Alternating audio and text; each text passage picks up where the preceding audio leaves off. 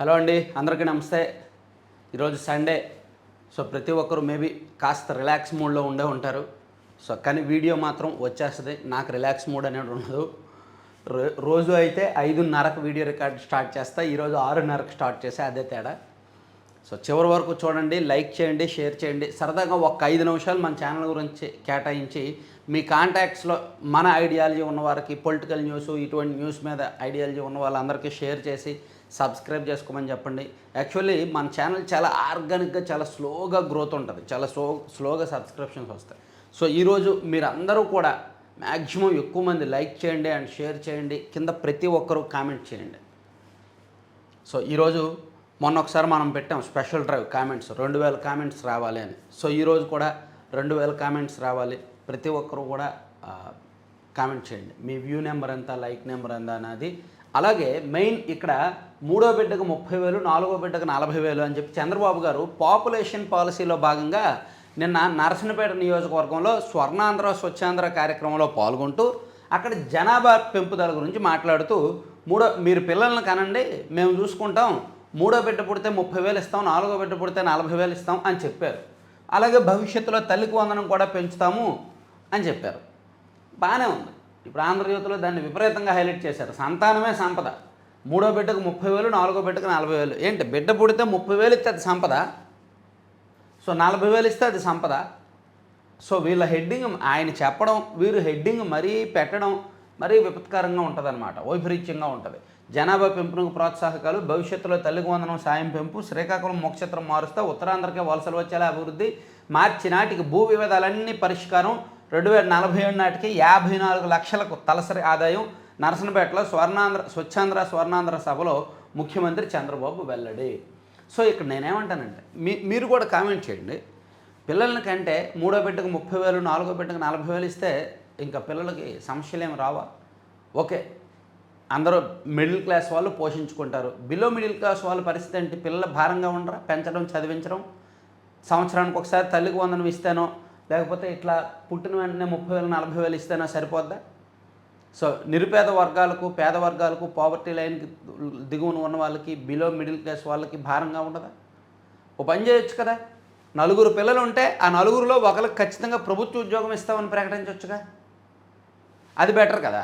ఇప్పుడు 4 పిల్లలు ఉన్న ఇంటికి ఆ 4లో ఒకరికి ఖచ్చితంగా ప్రభుత్వ ఉద్యోగం ఇస్తాం, లేదా 4వ బిడ్డకు ప్రభుత్వ ఉద్యోగం ఇస్తాం, లేదా 3వ బిడ్డకు ప్రభుత్వ ఉద్యోగం ఇస్తాం అని చెప్తే ఏమో కొంత బెటర్, ఏమో కొంత ఇంప్రూవ్మెంట్ ఉంటుందేమో. అరే గవర్నమెంట్ జాబ్ వస్తుంది, నా బిడ్డకి ఖచ్చితంగా నేను పిల్లల్ని కనాలని కసిగా కంటారేమో.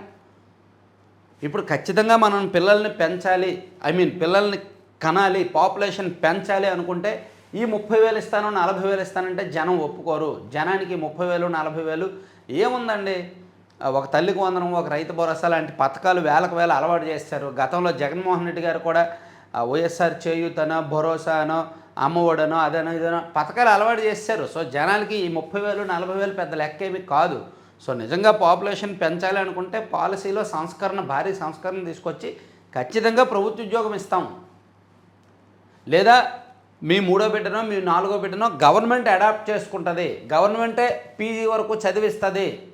అప్పుడు ఆ బిడ్డకి తల్లికి వందనం ఇవ్వక్కల్లా, ప్రోత్సాహం ఇవ్వక్కల్లా, మేము చదివించుకుంటాం, మేము పెంచుకుంటాం, మేము అడాప్ట్ చేసుకుంటాం, మీరు పిల్లల్ని కనండి అని చెప్తే సరిపోతుంది. సో ఇట్లాంటివి ఏమైనా కొంచెం పెడితే బాగుంటుంది అనేది నా అభిప్రాయం. మీరేమంటారనేది ఈ అంశం మీద కొంచెం మ్యాక్సిమం కామెంట్స్ చేయండి. ఎందుకంటే రాష్ట్రంలో పాపులేషన్ పెంచాలని సీఎం గారు భావించడం మంచిదే, కానీ దానికి అనుసరిస్తున్న విధానాల్లో కొన్ని లోపాలు ఉన్నాయేమో అనిపిస్తుంది. మళ్ళీ కొంతమంది ఏమంటారు, వైసీపీ వాళ్ళు, చంద్రబాబు గారు ఒక కొడుకుని కన్నా ఆపేశారు, లోకేష్ గారు ఒక కొడుకుని కన్నా ఆపేశారు, దేవాంశ్ గారు వాళ్ళ కుటుంబంలో పిల్లల్ని కనలేదు, ఇది పాపులేషన్ పెంచలేదు, మిగిలిన కుటుంబాల్లో ఎలా పెంచుతారు, ఇతరులకి ఎలా చెప్పగలరు అని కూడా కొంతమంది అడుగుతారు. ఇది పాయింటే. సరే, ఇది పక్కన పెడితే నీట్ లీక్ అంటే నిన్న చంద్రబాబు గారు ఈ అంశాన్ని పక్కన పెడితే నీట్ లీక్, తయారీ దగ్గరే లీక్, నీట్ ప్రశ్నపత్రం లీక్ కేసులో బయాలజీ లెక్చరర్ అరెస్టు, కులకర్ణితో కలిసి కుట్ర అమ్మని. నీట్ ప్రశ్నపత్రం ఎక్కడైతే రూపొందించారో ఆ వెంటనే దాన్ని ఫోటో తీసి PDF చేయించి బయటకు లీక్ చేశారంటండి అక్కడున్న బయాలజీ లెక్చరర్. సో అతను ఈ నీట్ యూజీ ప్రశ్నపత్రం లీక్ దానిని తయారు చేసిన నిపుణులే నైపుణ్యం చూపినట్టు వెల్లడవుతోంది. ప్రశ్నపత్రాలను రూపొందించిన వారిలో ఒక్కొక్కరు నిందితులుగా తేలుతున్నారు. కెమిస్ట్రీ పేపర్ను తయారు చేసిన పివి కులకర్ణి శుక్రవారం అరెస్ట్ కాగా, శనివారం బయాలజీ నిపుణురాలు మనీషా గురునాథ్ మంధారేను సిబిఐ అదుపులోకి తీసుకుంది. ఇంటి దొంగలు నీట్ పేపర్ తయారు చేసిన వాళ్ళే దాన్ని లీక్ చేశారు. ఏమనాలండి ఇటువంటి వాళ్ళు ఉంటే ఇంకేం పరీక్ష? రేపు పొద్దున్న ఆన్లైన్లో పెట్టినా సరే అవుద్దిగా. ఇప్పుడు ఆఫ్లైన్లో లీక్ అయిపోయింది కాబట్టి వచ్చే సంవత్సరం నుంచి ఆన్లైన్లో అంటున్నారు.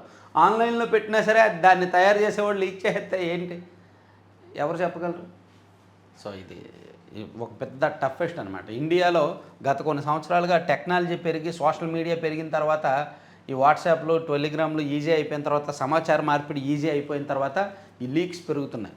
గత 10 సంవత్సరాల్లో దాదాపుగా 8 సార్లు 9 సార్లు రకరకాల పేపర్లు లీక్ అయ్యాయి. గుర్తుందా? ఈవెన్ మన ఎంసెట్ కూడా లీక్ అయింది. తెలంగాణలో కూడా ఒకసారి ఎంసెట్ లీక్ అయింది. తెలంగాణలో అయితే గ్రూప్ పేపరే లీక్ అయింది, గ్రూప్స్ పేపరే. ఇట్లా పేపర్స్ లీకేజీ పెద్ద సమస్యగా మారింది. బంగాళాఖాతంలోకి ప్రవేశించిన రుతుపవనాలు. బంగాళాఖాతం, అరేబియా సముద్రం, అండమాన్ నికోబార్ దీవుల్లోని కొన్ని ప్రాంతాల్లోకి నైరుతి రుతుపవనాలు ప్రవేశించాయని భారత వాతావరణ విభాగం శనివారం వెల్లడించింది. రాబోయే 3-4 రోజుల్లో రుతుపవనాలు మరికొన్ని ప్రాంతాల్లో మరింత విస్తరించేందుకు వాతావరణం అనుకూలంగా ఉందని పేర్కొంది. ఈ నెల 26న కేరళ తీరాన్ని రుతుపవనాలు తాకే అవకాశం ఉందని ఎంఐడి శుక్రవారం ప్రకటించిన సంగతి తెలిసిందే.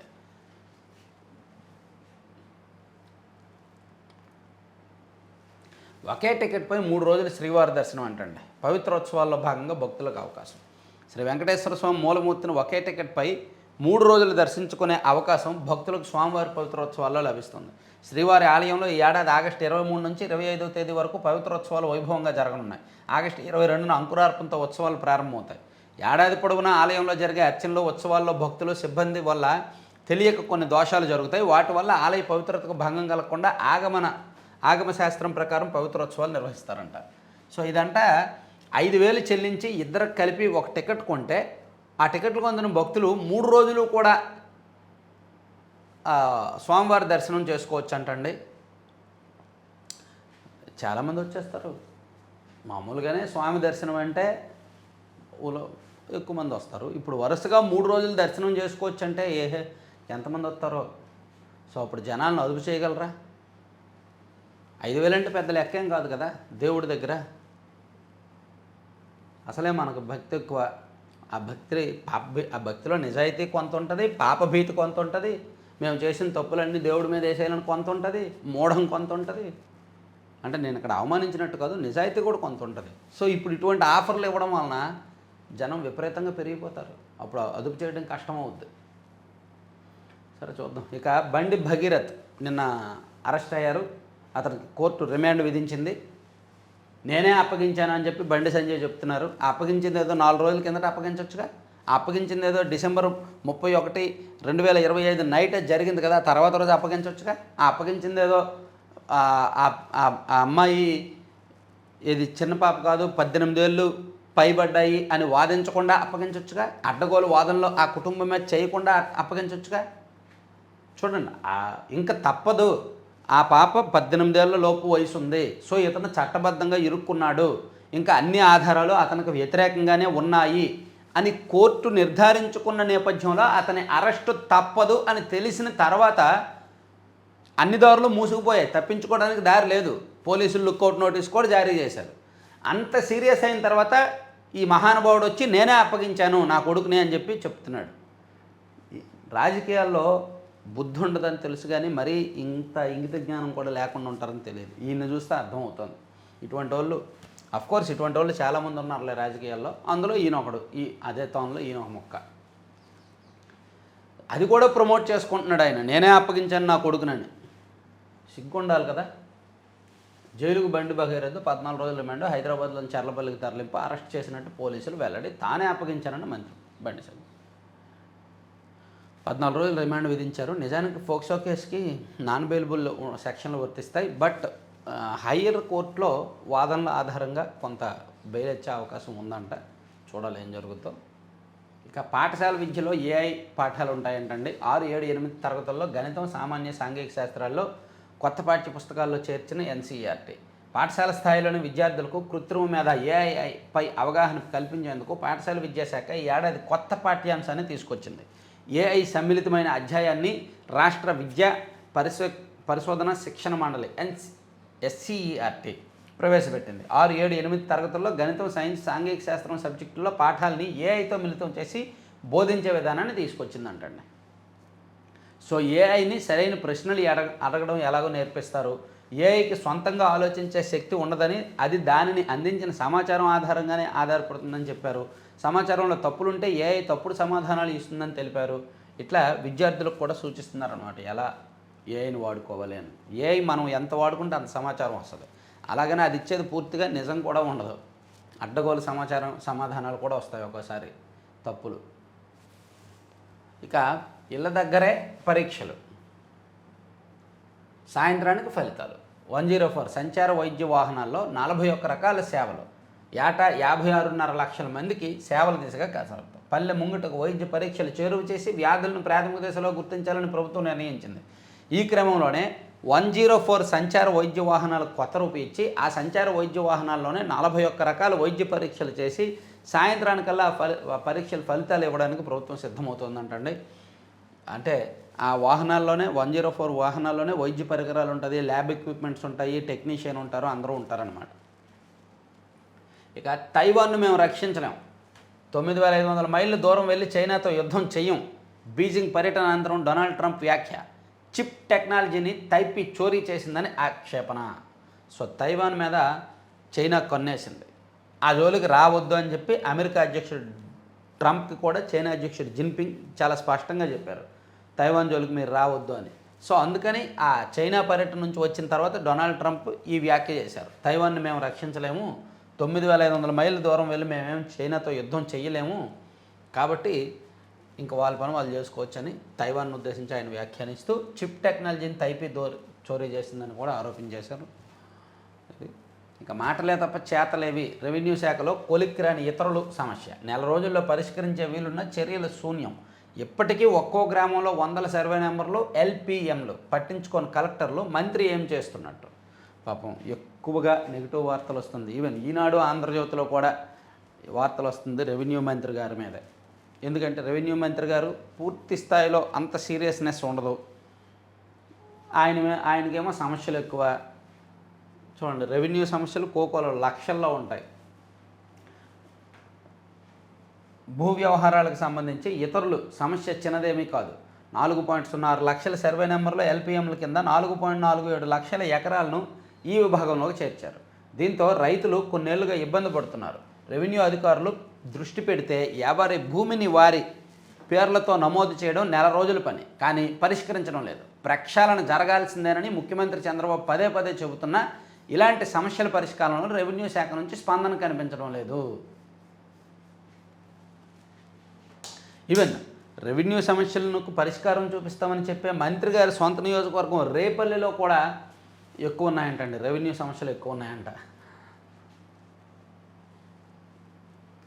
హాజరు కోసం నిల్చుంటే కబలించిన టిప్పర్. 4 మహిళా ఉపాధి శ్రామికుల మృతి. కాకినాడ జిల్లాలో దుర్ఘటన. ఉపాధి పనులకు వెళ్తున్న మహిళా శ్రామికులకు ఓ టిప్పర్ కబలించింది. రెక్కాడి తెగని డొక్కాడిన కుటుంబంలో తీవ్ర విషాదం నింపింది. కాకినాడ జిల్లా చీడికి సమీపంలో కొవ్వూరు వంతెన వద్ద శనివారం తెల్లవారుజామున జరిగిన ఈ దుర్ఘటనలో 4 మహిళలు అక్కడికక్కడే. వాళ్ళు ఉపాధి పని వెళ్ళడానికి హాజరు కోసం రోడ్డు మీద నిల్చున్నారంట. మాస్టర్ హాజరు ఉంటుంది కదా, ఫేస్ రికగ్నైజేషన్ యాప్తో హాజరు ఉంటుంది కదా, వాళ్ళు అక్కడ రోడ్డు మీద నిల్చున్నారంట. ఈలోగా ఒక టిప్పర్ వేగంగా వచ్చి ఢీకొంది. ఈ టిప్పర్ల వేగం, టిప్పర్లో ఏ ఊరైనా, పల్లెటూరైనా, ఇదైనా అదైనా, హైవే అయినా, గ్రామీణ ప్రాంతాల్లో చిన్న రోడ్లైనా అవి వేగంగానే వస్తాయి. ఇదిగోండి, 3వ బిడ్డ పుడితే 30,000, 4వ బిడ్డకు 40,000 చంద్రబాబు. పుట్టినప్పుడు ఒక్కసారే, ప్రతి ఏటా కాదు. వాళ్ళు ప్రతి సంవత్సరం ఇస్తారేమో అనుకొని, కాదు ప్రతి సంవత్సరం కాదు, పుట్టినప్పుడు ఒక్కసారి అని చెప్పి మాట్లాడుకుంటున్నారంట. అది ఇది సంగతి. కార్టూన్ చిన్న సెటైరికల్గా వేశారు. ఇక 2.10 లక్షల ఎకరాలపై నీళ్ళు తొలగేలా షట్టర్ల కుంభకోణంలో వంశధార కాలువల్లో మూలకు చేరిన పనులు. 971 టన్నుల వృధా మెటీరియల్ స్వాధీనానికి ఏర్పాట్లు. వంశధార షట్టర్ల కుంభకోణం ప్రభావంతో ఆయకట్టుపై పడ్డ నీళ్ళు తొలగించేందుకు అడుగులు పడుతున్నాయి. ఆ కుంభకోణం వల్ల సుమారు దశాబ్దంన్నరకు పైగా రైతులు ఇబ్బంది పడుతున్నారు. ప్రాజెక్టులో ఎడమ కుడి కాలువలో షట్టర్లు ఏర్పాటు కాలేదు, అవసరమైన పనులు చేయలేదు. సీజ్ చేసిన 971 టన్నులు ఇనుము కూడా వృధాగా పడి ఉంది. అప్పట్లో కాంగ్రెస్ పార్టీ అధికారంలో ఉన్నప్పుడు 2006 నుంచి 2008 మధ్య వంశధార ప్రాజెక్టు సర్కిల్ పరిధిలో 5 డివిజన్ల షట్టర్ల బిగింపు, కాలిబాటు వంతెనల నిర్మాణం చేపట్టేందుకు నిర్ణయించారు. కానీ ఆ గుత్తేదారు సంస్థలకు చెల్లింపులు కూడా చేశారు. కానీ వాళ్ళు షట్టర్ల కొనుగోలులో అవకతవకలు చేశారనమాట. అప్పుడు ఆ అవకతవకలను ప్రభుత్వం గుర్తించి 13 కోట్లు రికవరీ చేయాలని ఆదేశించి పనులు ఆపేశారు. ఆ పనులు జరగలేదు, అమౌంట్ రికవరీ అవ్వలేదు. అప్పటి నుంచి ఆ షట్టర్లు అలాగా ఉండి తుప్పు పట్టేశాయి అన్ని సంవత్సరాల నుంచి. సో దాన్ని ఇప్పుడు రికవరీ చేయడానికి ఆ వృధా మెటీరియల్ స్వాధీనానికి చూస్తున్నారంట. ఇక వెబ్సైట్ పోలీసు సేవల్లో విశాఖ ఆదర్శం. డీజీపీ హరీష్ కుమార్ గుప్తా. రాష్ట్రంలో ఫార్మసీ విశ్వవిద్యాలయం ఏర్పాటుకు ప్రభుత్వ కసరత్తు, డిపిఆర్ తయారీకి నిపుణుల కమిటీ.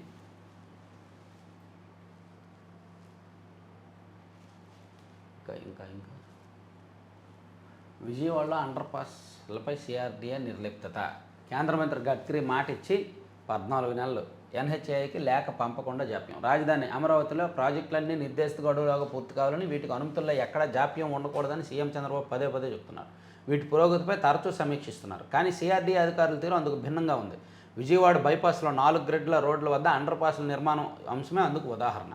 సో అండర్ పాస్ల నిర్మాణం స్పీడ్గా, విజయవాడ బైపాస్ కొత్త బైపాస్ ఉంది కదా, సో దానికి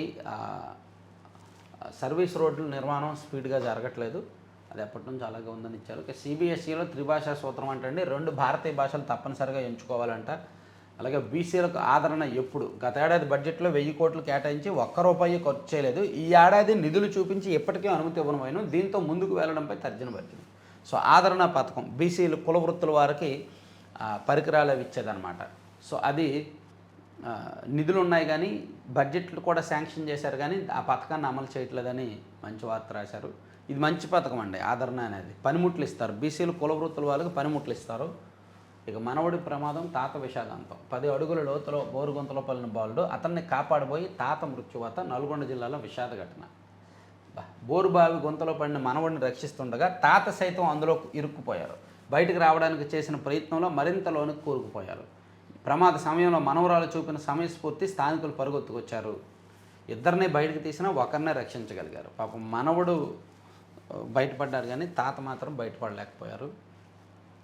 ఆభరణాలపై అసత్య ప్రచారం జరుగుతోంది. మేము అంజనాద్రి అంజన్నకు 1.250 అంటే 1280 గ్రాములు 1280 గ్రాములు బంగారం సమర్పించాం. AMR India limited director Subbarami Reddy.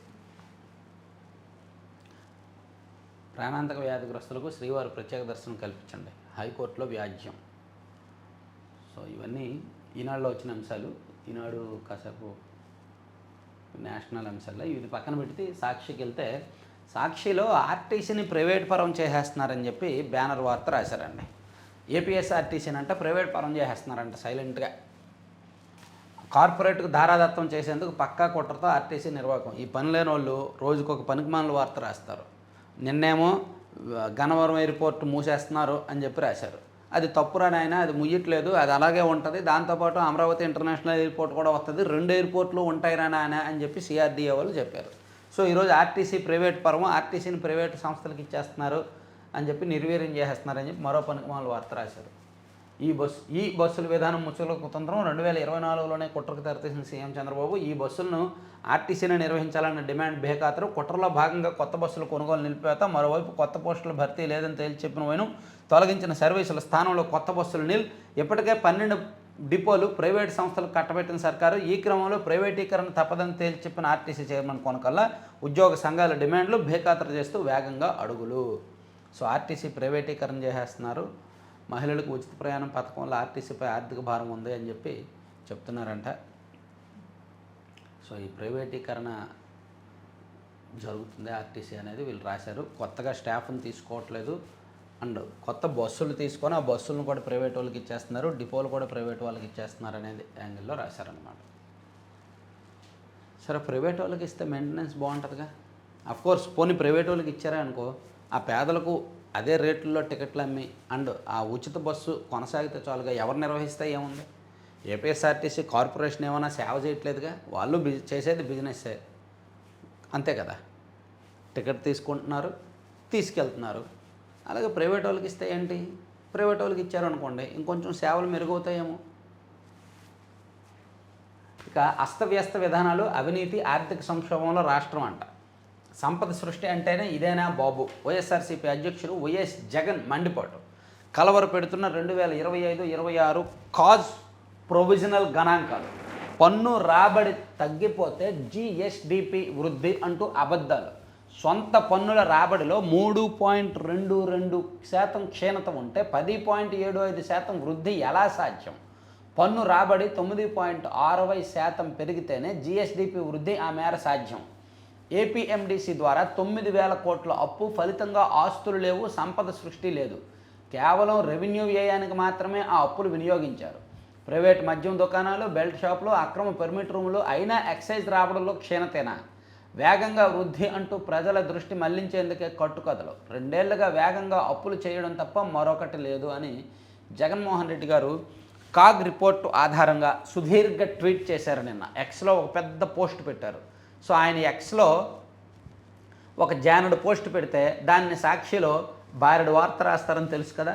So అందుకని ఆయన పోస్ట్ పెట్టిన దానికి 3 ఇంతలు ఎక్కువ సాక్షిలో వార్త రాశారు ఫస్ట్ పేజీలో. జగన్మోహన్ రెడ్డి గారికి ఆ బెనిఫిట్ అండి.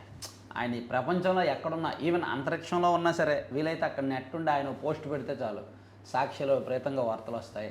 ఆయన సొంత మీడియాలో విపరీతంగా ఆయన సొంత మీడియా లేదు కదా, ఆ మీడియాలో విపరీతంగా వార్తలు వస్తాయి. సోషల్ మీడియాలో విపరీతంగా రీల్స్ చేస్తారు, పోస్టులు చేస్తారు. అలా ఉండాలంటే పెట్టుబట్టాలి తెలుసా. ఒక పోస్టు సోషల్ మీడియాలో ఒక పోస్ట్ పెడితే చాలు, బారెడు వార్తలు, గంపడ వార్తలు వస్తాయి.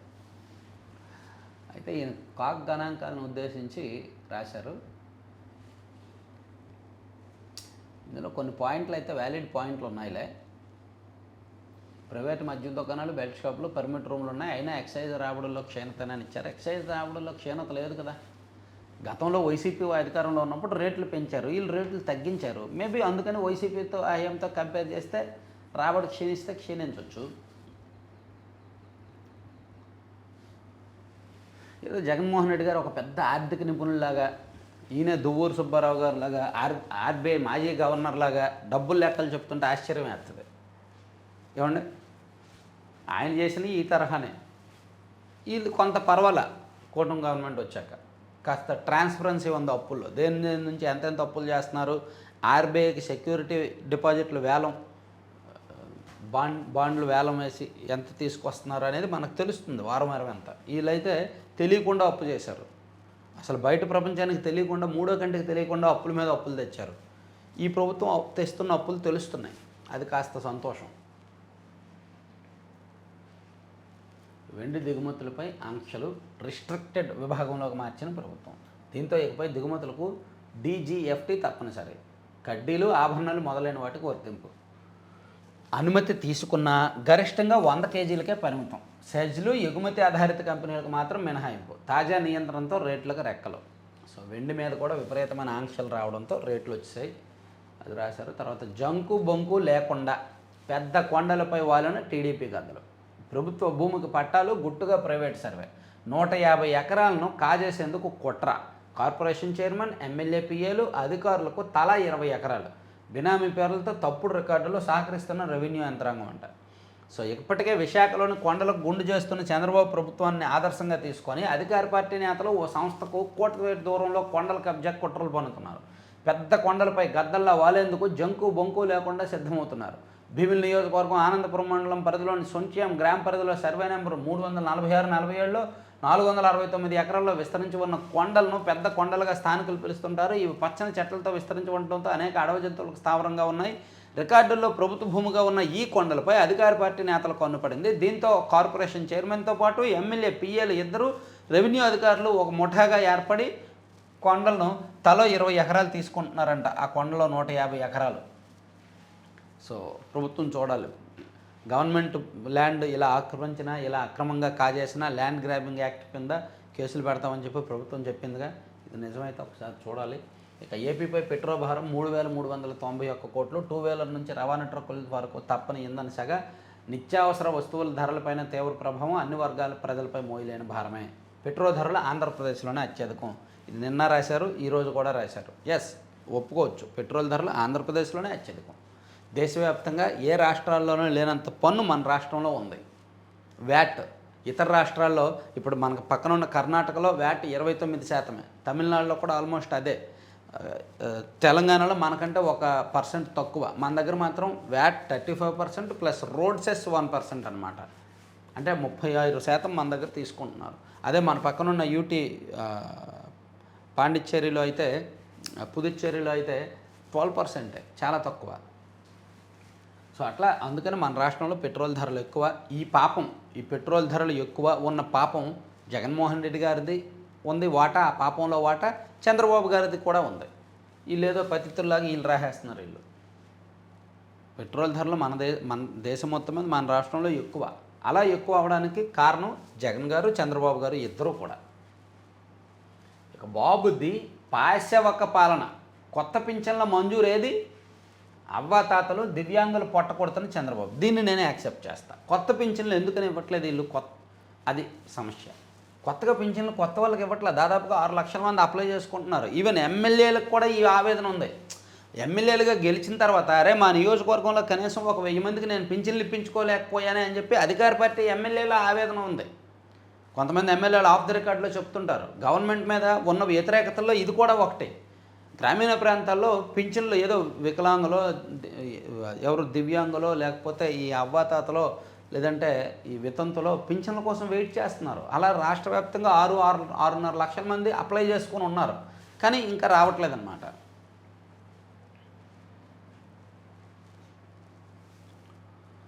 సో పింఛన్లు పెంచారు కానీ కొత్త పింఛన్లు ఇవ్వట్లేదు. అది ఇబ్బందికరమే. ఇక మండు టెండర్లో చల్లని కబురు. జూన్ మొదటి వారంలో నైరుతి ఋతుపవనాలు. ఇచ్చిన హామీలకే దిక్కులేదు. కొత్తగా మరో హామీ. 3వ బిడ్డకు 30,000, 4వ బిడ్డకు 40,000. శ్రీకాకుళం జిల్లా నర్సనపేటలో చంద్రబాబు. సో ఇచ్చిన వాటికే దిక్కులేదు, కొత్తదే అని చెప్పి రాశారు. ఇక ఐసీస్ టాప్ కమాండర్ హతమంట. కుప్పంలో రైతు. ప్రభుత్వం బలవంతంగా భూములను తీసుకుంటే ఏం చేయాలో దిక్కుతోచని అన్నదాత కుప్పం నియోజకవర్గం గుడిపల్లి తహసీల్దార్ కార్యాలయం వద్ద ఒంటిపై కిరోసిన్ పోసుకొని ప్రయత్నం చేశాడంట. ఉపాధి కూలీల ఊపిరి తీసిన టిప్పర్. ఉపాధి పనికి వెళ్ళిన కూలీలపై టిప్పర్ లారీ ఇందాక చెప్పుకున్నాం. అర్ధరాత్రి నడి రోడ్డుపై ఆగిపోయిన 108.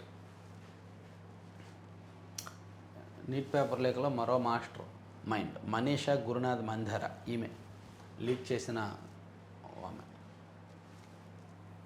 సరే, ఇది సాక్షి పక్కన పెట్టితే వెళ్ళిపోమ్మా. సాక్షి అమ్మ.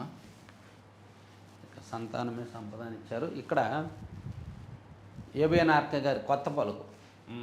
మన పొదుపు డిఎన్ఏ పోతుంది. పశ్చిమాసియాలో యుద్ధం జరగడం ఏంటి, మనకు తిప్పలు రావడం ఏమిటి అని ప్రశ్నించుకుంటే ఈ పరిస్థితికి మన రాజకీయ పార్టీలే ప్రధాన కారణం అన్న సమాధానం లభిస్తుంది. ఒకప్పుడు దేశంలో కరువు కాటకాలు ఏర్పడినా ప్రజల ఆకలి చావులకు గురి కాకుండా పని కల్పించుతున్నారు ప్రభుత్వాలు ఆదుకునేవి. ఎప్పట్లో ఉచిత పథకాల ద్వారా ప్రజలను సోమరిపోతులను చేయలేదు. ఓవైపు సంక్షేమ పథకాలు, మరోవైపు వినిమయతత్వం పెంచడం వల్ల మానవ వనరులు నిర్వీర్యమయ్యాయి. దీంతో పనులు దొరకని పరిస్థితి నుంచి పనిచేసే వాళ్ళు దొరకని పరిస్థితి చేరుకున్నాం. ఎగ్జాక్ట్లీ, పనులు దొరకని పరిస్థితి నుంచి పని చేసే వాళ్ళు దొరకని పరిస్థితి చేరుకున్నాం.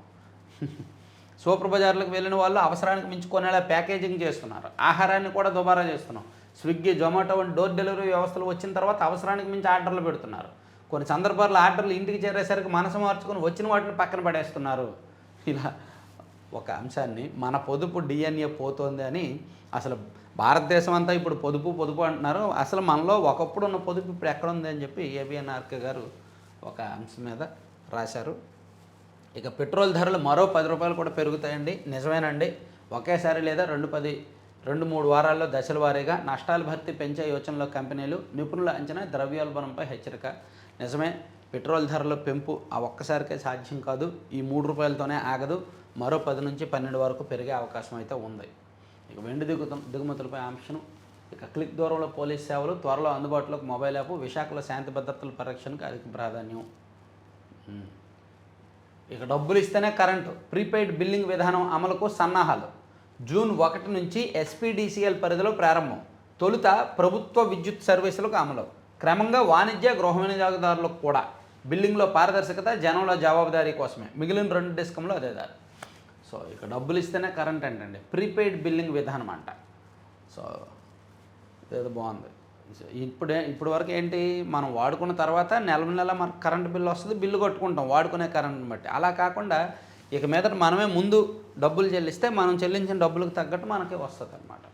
మీ విమానం రద్దయింది, విదేశాలకు వెళ్ళే వరకు విమాన సంస్థలు జలకు పాత ఛార్జీలు నడపలేక క్యాన్సిలేషను, హాజరు ఫోటో కోసం వెళ్తే ప్రాణాలే పోయాయి.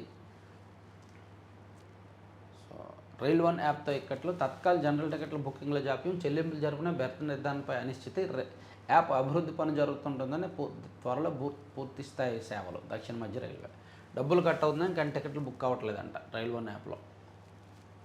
ఆంధ్రజ్యోతి పక్కన పెట్టి ఆంధ్రప్రభకు వెళ్తే ఆపరేషన్ క్లీన్ స్వీప్, కలెక్టర్ల ఆధ్వర్యంలో 4 రోజుల పాటు కార్యక్రమం, అన్ని ప్రాంతాలు 4 రోజుల మిషన్, రాష్ట్రం మొత్తం పరిశుభ్రంగా ఉండాలి. సో ఒక స్పెషల్ డ్రైవ్ని సీఎం గారికి నిన్న శ్రీకారం చుట్టారు. ఇక రైతు బజార్లో సర్క్యులర్ ఎకానమీ ఆధునికీకరణకు అడుగుల వేగంగా డిజిటలైజేషన్, ప్రత్యేక యాప్ ద్వారా తూకం చెల్లింపులు, డీజీ రైతు బజార్లతో దళారులకు చెక్, రైతులకు మేలు, ప్రతి నియోజకవర్గ కేంద్రంలో ఏర్పాటుకు సన్నాహాలు. సో రాష్ట్ర వ్యాప్తంగా రైతు బజార్ల ఆధునికీకరణపై ప్రభుత్వం ఫోకస్ పెంచింది.